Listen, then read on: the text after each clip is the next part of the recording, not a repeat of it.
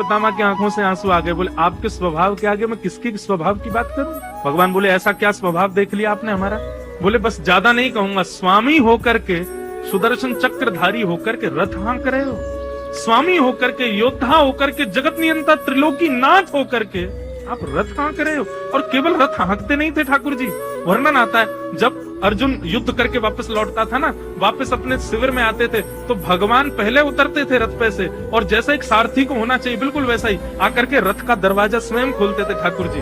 और रथ का दरवाजा खोल के रथ ऊंचा होता था, नीचे कोई सिद्धि नहीं थी, तो ठाकुर जी घुटनों पे बैठ के अपने हाथ की सिद्धि बनाते थे और अर्जुन उस पर पैर रख के नीचे उतरता था।